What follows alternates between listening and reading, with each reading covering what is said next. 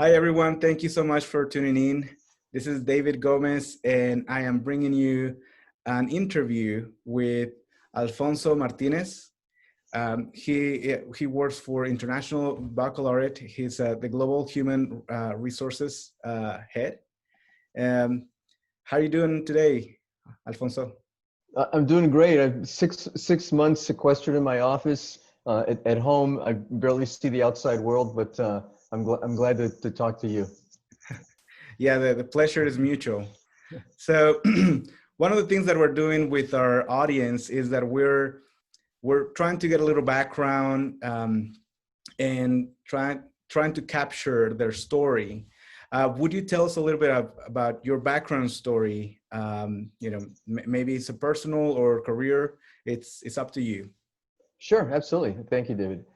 So my family's from Mexico. My mother and father immigrated to the States many years ago. They moved to Chicago. My older brother and sister were born in Mexico and arrived in Chicago when they were very young, 7 years old, 6 years old, both of them. I was then born in Chicago, and at 8 years of age, my parents decided to move back to Mexico. So at the tender age of 8, I moved back to Mexico City, and I lived there till I was 19 years old. So when somebody asks me the question where I'm from, it's kind of hard to answer that directly, but I usually say I'm from Mexico since all my family's in Mexico and I grew up there essentially. And then I came back to the US at age 19 to go to undergraduate school and start my career. And now it's many years later and I live in the Washington, D.C. area, finishing out my career. Okay. So, and one of the things that we were talking when we started our conversation, so let's just go directly to your sports experience. So the shortstop is one of the leadership positions in the infield. Did your baseball experience set up principles that you used to succeed in your career? Absolutely, there's no question. But I always say that all of us have a way that we are socialized in this world. And my way isn't any better or worse than anyone else's, but I happen to be socialized in the world through sport and through baseball. And I don't mind saying to anyone listening that in part it's because my family was not prepared to give me those messages of socialization. And so I found them fortunately through sports. So yes, I began playing at a very early age, loved playing in Mexico. As a young person, had the opportunity of traveling internationally to Nicaragua, to Costa Rica, all over Mexico to play in tournaments. At the high school level, we would travel to the United States and play. And as I mentioned, at age 19, I came back to the US and I played in college at the University of Denver. So I really loved it. My goal was to be a professional baseball player. I got as far as my 4th year of college. So I guess I wasn't successful, but I came away with many learnings around sports. And as you wish to speak to this conversation, Dave, I'm glad to share 1 or 2 of those if you'd like. Yeah, absolutely. Go ahead. Yeah. So I'll share 2. One of them fairly simple, one of them much more complex. One is around the love for fundamentals. So when you watch baseball, and if you watch it carefully, or any sport for that matter, in baseball specifically as a shortstop, as you were mentioning, turning a double play looks easy. It probably takes 100 to 250 repetitions correctly to do it intuitively during a game at high speed without thinking. So the love for fundamentals for me is that I love to be fancy. I love to be dramatic, but only if all the fundamentals are in place. And I take that to the workplace entirely. I do nothing fancy, nothing dramatic unless all the fundamentals are in place. So I'm big on that. And that's where I get it from, the love of fundamentals. Secondly is a little more complex one, and that's around forgiveness. When I was young and I would make an error or I would strike out with the bases loaded, I would throw my helmet and my bat and I would be extremely angry. If I made an error, I would be extremely angry. And I found that I carried that anger with me to the next at bat, to the next play, to the next game, to the next week. And I found myself constantly angry because I wasn't performing at my highest abilities. And undoubtedly, I took that out on my teammates. But I realized when I arrived in college that everyone was as good or better than me. And that was the first time my career had experienced that. And that secondly, I needed to find a new way to contribute to the team because I was going to strike out with the bases loaded and I couldn't keep throwing my helmet. And so the way that what I discovered, fortunately, was to be encouraging to others. And I found myself being encouraging to others when they made errors, so that they wouldn't carry that experience to the next opportunity and sub-optimize their performance. And while I was helping others to forgive themselves, I decided to forgive myself when I made an error. And frankly, not frankly, very specifically, I've carried that ability to forgive others and myself into my life. And all of us have people in our lives that we need to forgive, fortunately or unfortunately. And I learned that I was socialized around forgiveness for myself and others by virtue of baseball. And only because baseball dominated my life, I spent so much time playing that that experience became very common for me. So the love of fundamentals, the dependency on fundamentals, and the ability to forgive. Those are two big learnings for me. Oh, wow. That's very deep for, for baseball analogies, I've got other ones, but we only have a few minutes. No, but it makes absolute sense. I think that's a lot of the things that a lot of people just don't feel allowed to fail. And having that mentality coming from leadership, it's very important, for an organization. Now, one of the things that I was looking at also was the work that you're currently doing. Can you tell us a little bit about the work that International Baccalaureate is doing for young people and your role in the organization? Sure, absolutely. So I'm the head of human resources for a global mission-based organization. I consider it the capstone of my career, having come from commercial organizations as the head of human resources. The International Baccalaureate essentially designs curriculum for students ages 3 through 19. In the Latino world, we know it as the Bachillerato. And the International Baccalaureate exists currently in 153 countries. There are about 6,000 schools that have an IB program. And again, that program is a program is curriculum and curriculum testing. That's essentially the core competency of IB. We are a small organization, but we punch above our weight. We're small in that we have about 1,000 employees. We're in 5 countries worldwide in terms of our regional offices, and we operate in 153 countries, as I mentioned. But we punch above our weight because we have this global reach.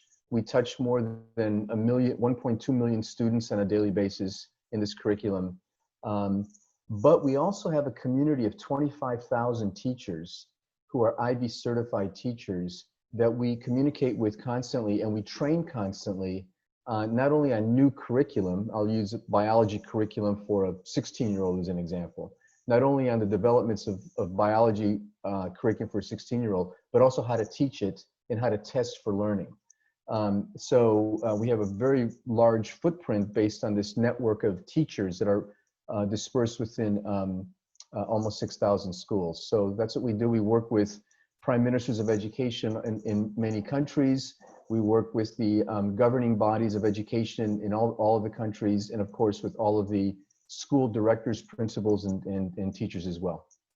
Wow, that is great work. I was looking at the company and I was trying to understand a little what you guys did better, so that now it makes it clear that you guys do the curriculum.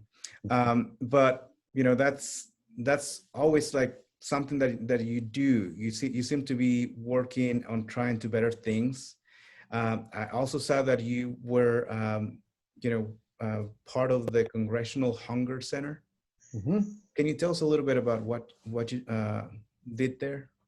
Sure, and also what may not come through clearly is that I was also the CEO of the Hispanic Association on Corporate Responsibility. Oh, so, okay. So I've participated in our community in different ways as well. I do want to, David, come back to your first question about that is what I do in terms of human research. But let me just tell you specifically why I do that.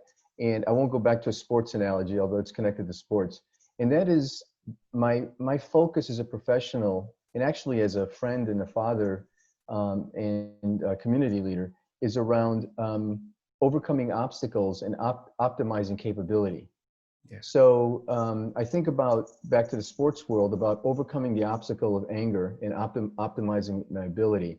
I think about that institutionally, about identifying obstacles to success and overcoming them. I think about it at the individual level, at a team level, and at an institutional level. Human resources allows me a platform to do that.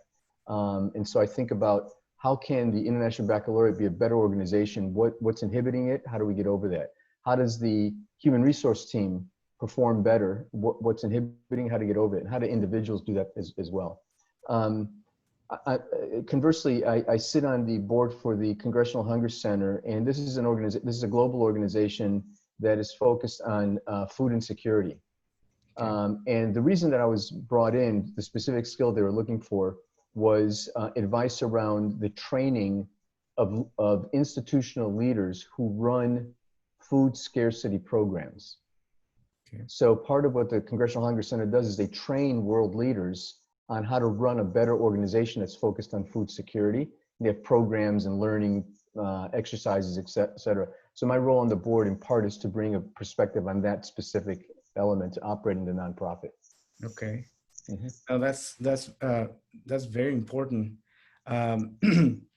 I was doing a research on a couple of South African countries that required that on a consistent basis because of the type of weather that they have, and that makes them a food insecure region. So, but you work directly with the heads of state, is that correct? For the Congressional Hunger Center? Mm-hmm. So the Congressional Hunger Center and their executive director does. I don't personally interact with them as a board member. Yeah. Okay. Mm-hmm. Well, now one of the things that we're asking our members to share is, and I think that you're going to come back to a sports analogy, but this is the question that we're asking them: how do you keep your Hispanic heritage alive?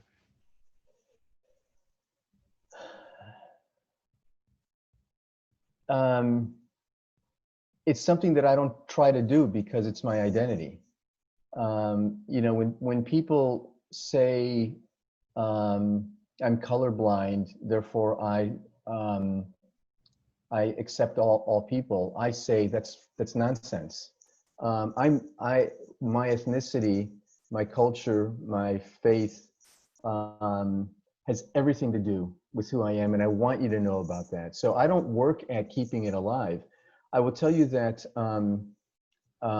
because it's my identity. I self-identify as a Mexican first, as a Latino second, and then of course father, husband, etc. I will say that when my children were young, one way that I kept it alive was speaking to them entirely in Spanish. And I did so for the first 7 or 8 years of their life. The multilingualism and multiculturalism in the US is, as people know, it's a very different experience when you raise children, whereby in Europe, everybody speaks 1.5 languages just by virtue of where they live. In the United States, it's a monolingual nation, and the diversity of that is very challenged. So one way that I kept it alive was by speaking to, perhaps another way that I kept it alive is that my mother lived with us for 20 years before she passed. And this was something in the US was, people used to ask me, is that a good thing that your mother lives with you? And I'd say, is it a good thing? Right. Where would she go? I'm the son. And this is a cultural attribute, I suppose, of many cultures, not just the Latino culture and the Mexican culture, but bringing her in and having a 3-generation household, my mother, myself and wife, and my children, was one way that I kept it alive. And that was a lot of fun for all the abuelita stories you can imagine.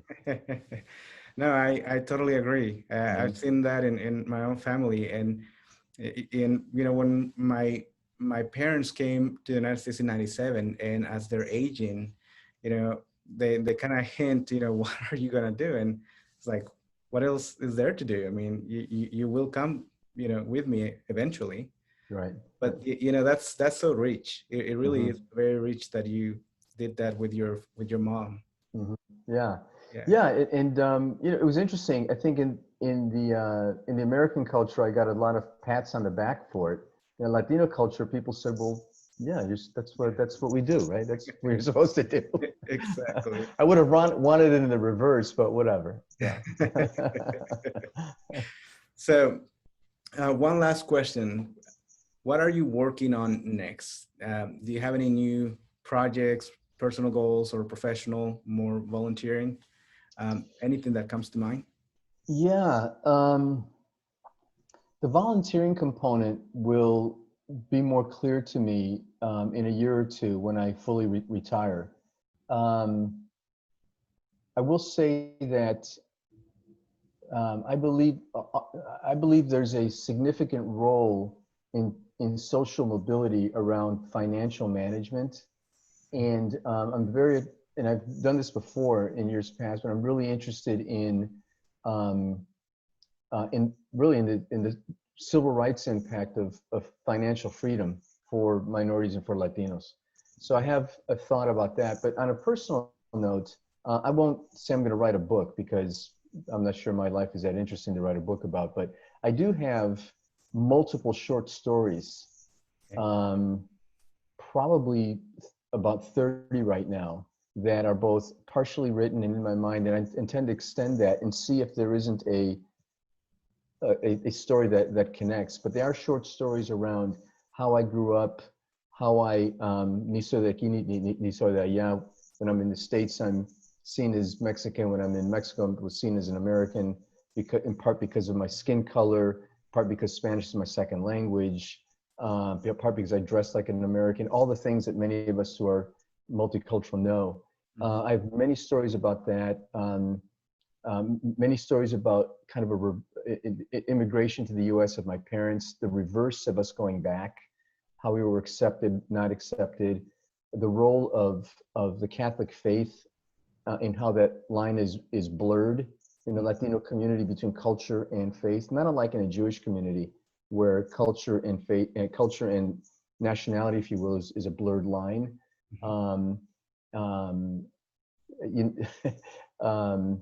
So I have a series of stories around all that. Baseball, of course, my learnings in the professional life.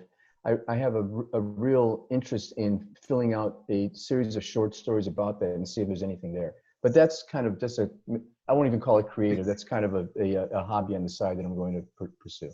Yeah. Well, it sounds really interesting.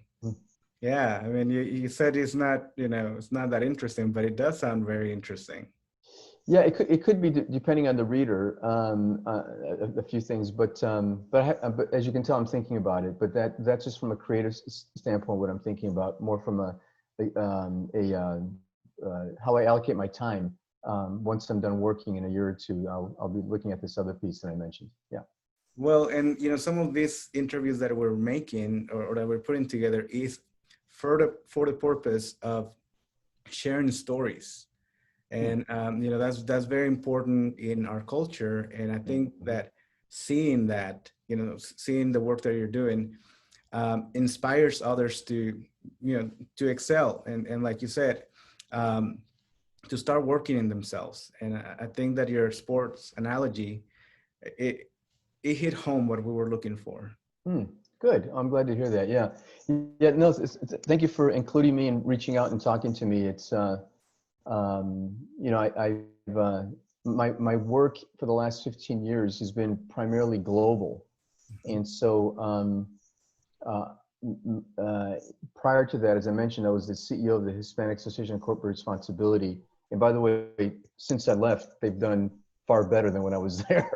So congratulations to the people that have been leading that organization. But that was my a deep dive into U.S. Latino issues in a professional way, although I had done a lot of diversity work in the United States prior to that. But I hope to return and spend more time specifically with the Latino community in the United States. Yeah. All right. Well, thank you so much for spending time with us and sharing your story. Quite welcome. I'm honored to talk to you. I'm glad somebody would want to listen. So thank you. All right. Well, have a good one. Thank you so much.